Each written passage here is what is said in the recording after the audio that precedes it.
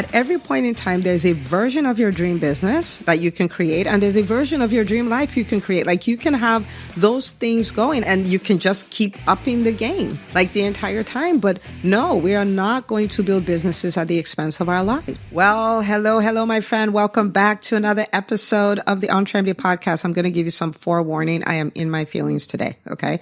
So we are talking about rebelling against the status quo. And so there's so many things that are going on in the physician space and so many things that have been accepted. And one of the things that we've really tried to do in EntreMD is to kind of rewrite the narrative, to kind of call out things that we've accepted as normal that are really not normal.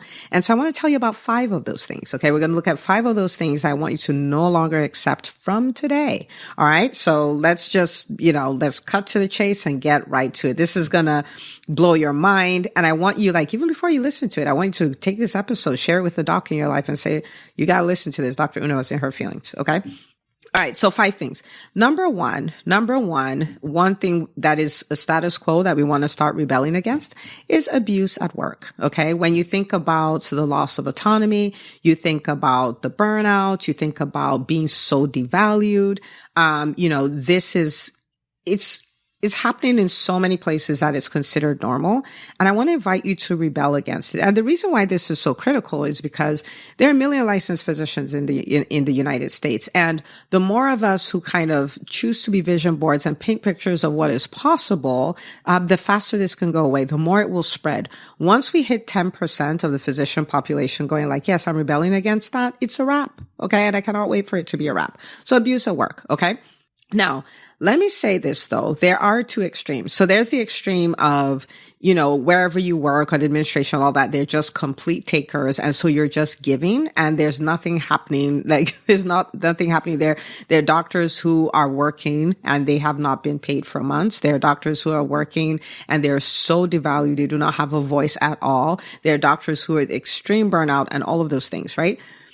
On the flip side, right? There is, there's a way my husband says it. He says, humans, we love extremes, but either way, you're falling into a ditch. You want to stay in the middle. And so sometimes we swing from that all the way to where we become takers, right? And this is how much I want to make. And these are the few hours I want to work and all of this. But the magical place is a place where you're creating a win-win situation where you're doing what you need to do and you have full expectation that the company that hired you will do what they are supposed to do. So it's a true win-win situation. But just rolling over and playing dead and all of that, it's time for us to start questioning that. It's time for us to start saying no to that. It's time for us to start doing all of those things. And for each of these, I'm probably going to give you an example. So in the EntreMD Business School, one of the things we do is every quarter, we kind of look back at the quarter, and there's a doc who's just kind of thinking about, his last 10 months in the EntreMD Business School. And he's an employed physician. He's building his personal brand and all of that stuff. And he says, over the last year, I have worked and have raised my revenue, my income, right? Because he's employed by 47%. And I'm working a day less. So I'm working 4 days a week. And I negotiated to work in the office that's closer to where I live. So my commute is less. I want you to think about that. Right? Now, of course, he did this because he learned, the skills of negotiation and creating those win-wins and all of those things. But I want you to think about that. That could be our narrative. That could be the narrative for the entrepreneur, right? I'm all about all physicians being entrepreneurs, whether you're employed or not. But I want you to think about that, right? I've said the story of this doc many, many times this is a different doctor and she's an employed physician as well. And she took 12 weeks of vacation. She negotiated for it.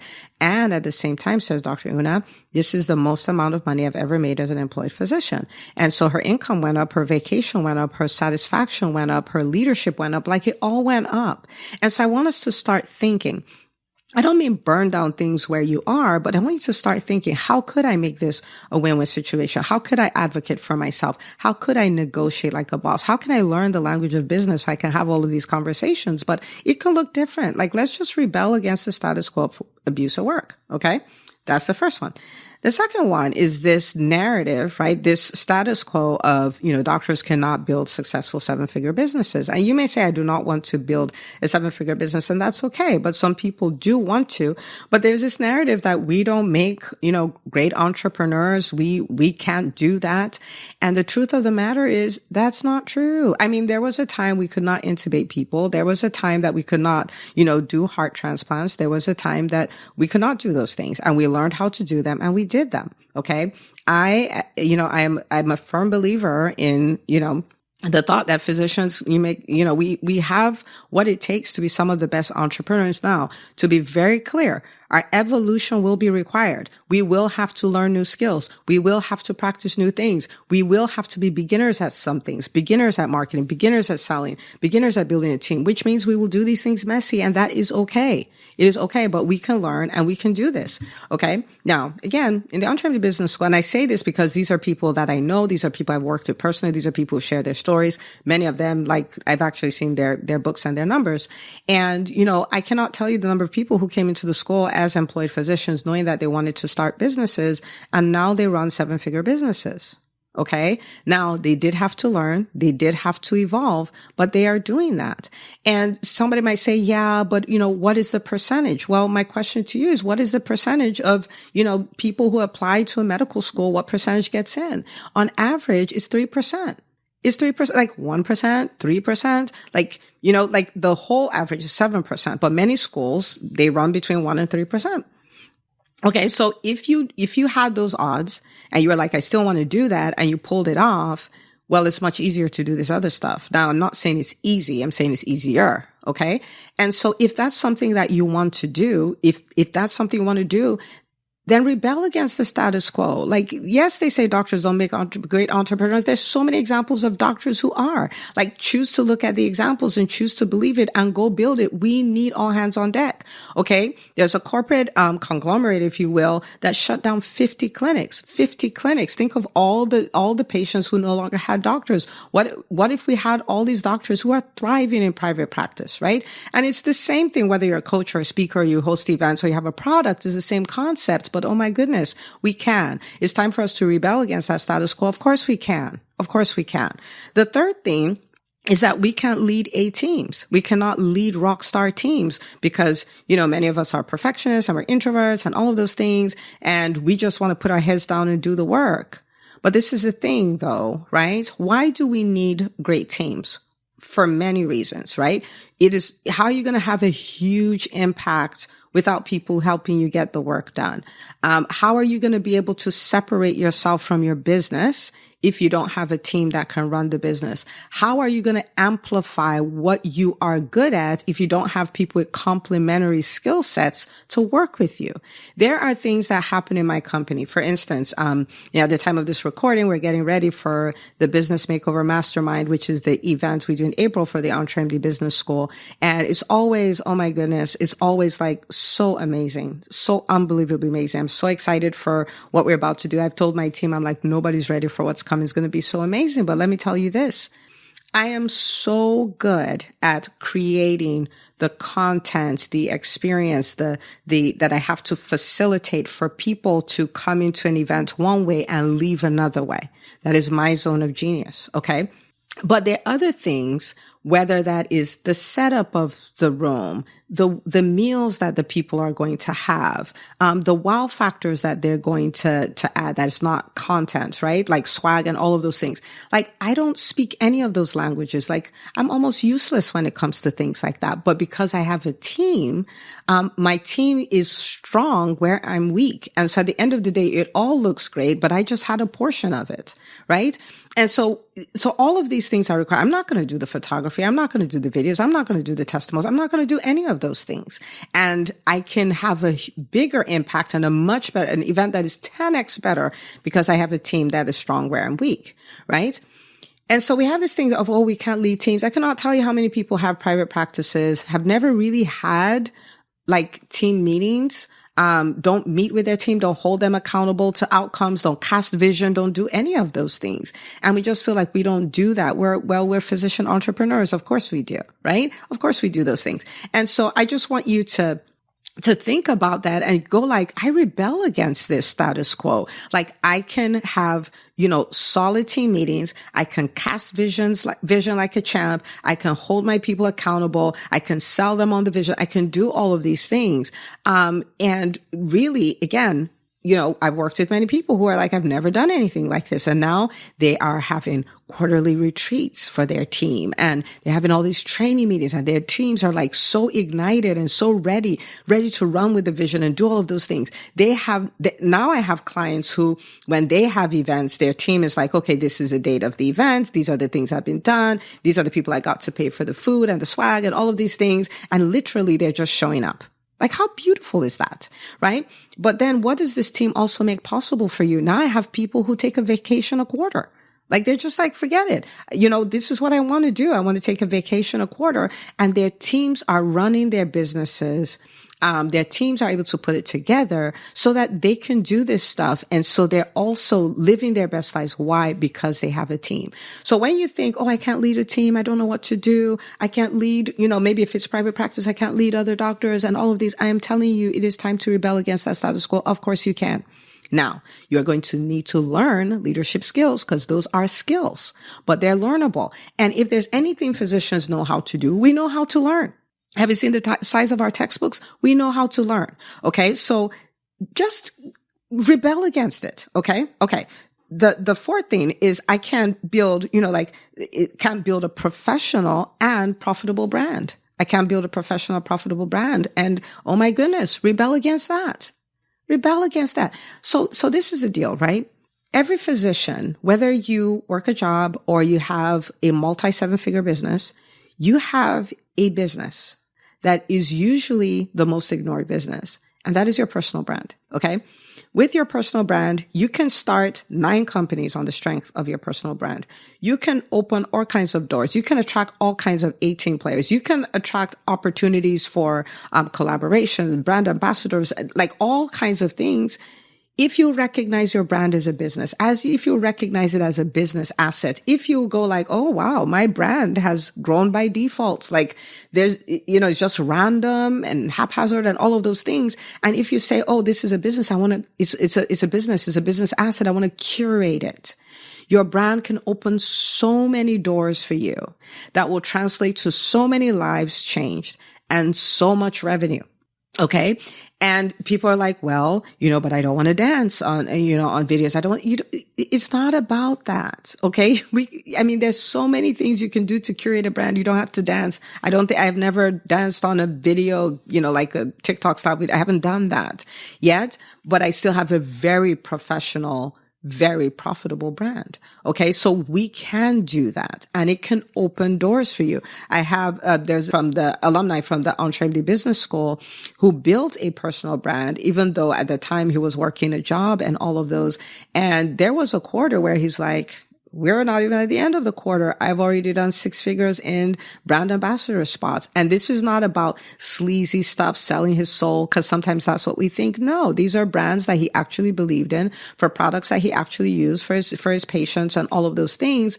And he was already at 6 figures, right? And so you can have a professional brand that is also profitable. And imagine what, oh my goodness, the physician community will be like if we normalize that, if we rebelled at the fact that we couldn't, because it's not true. Of course we can, right? Of course we can. And the fifth one is this whole concept of I cannot have my dream business and my dream life. If I have a dream life, then I have to give up my dream business. If I have a dream business, then I have to give up my dream life. In the EntreMD Business School, one of the things I'm very clear about is we are building our dream businesses and we are building our dream lives at the same time, because I want you to think about this. Many of us, we kind of put our lives on hold to go through our medical training, right? We put our lives on hold, so we can do really well in pre-med, and then so we can do really well in med school, and we can do really well in residency and fellowship, and the list goes on and on and on. And the last thing I want to do is help people build businesses in such a way that they have to continue to put their life on hold. I'm like, no, at every point in time, there's a version of your dream business that you can create, and there's a version of your dream life you can create. Like you can have those things going and you can just keep upping the game like the entire time. But no, No, we are not going to build businesses at the expense of our lives. We are not going to sacrifice.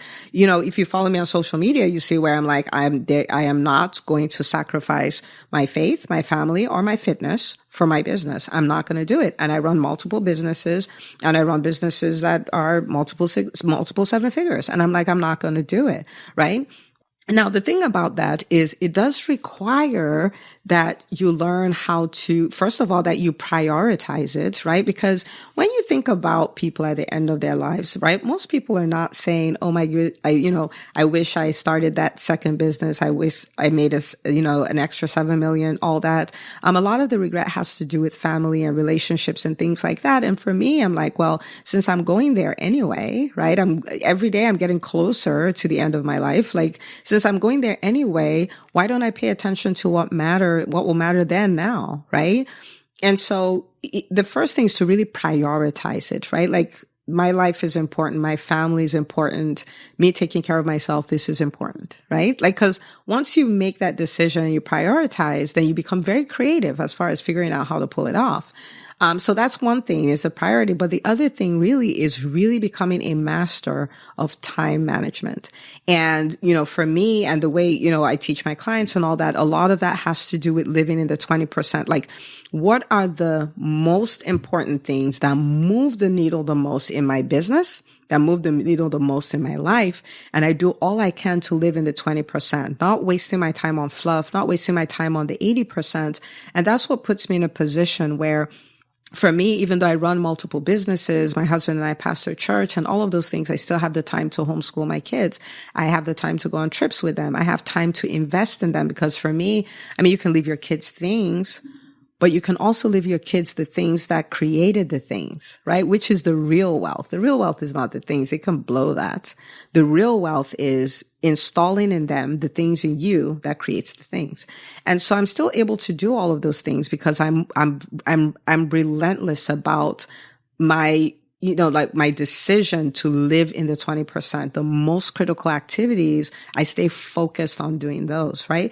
And so you can have your dream business in your dream life. And I want you to think about what the physician community will look like if most physicians where, they had their dream business, they had their dream life. Burnout is not a thing. Loss of autonomy is not a thing. They truly enjoy what they do, and they truly enjoy their relationships. And I want you to think about it.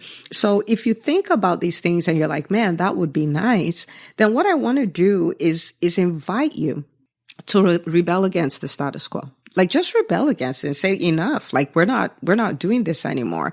And if you do, you're an early adopter. And what that means is, yes, there may not be many people like you doing that, but in the EntreMD community, we're doing that. Like, so you have a lot of company, but you are literally rewriting history. You are the one that other people are going to look at and say, wait a minute, like, wow, life can look like that. I want to do that, right? You're an early adopter. So you will be in the minority, but you'll be in a community of thousands of doctors just like that. And I invite you to be part of the team who will do this, because the physician community desperately needs it. So let's rebel. No more abuse at work. Of course, we can build 7-figure businesses. Of course, we can lead A teams. Of course, we can build professional and profitable brands. Of course, we can build our dream business and our dream life at the same time. Just imagine 10% of the physician community going like, that sounds about right. I'm inviting you to do that. Okay.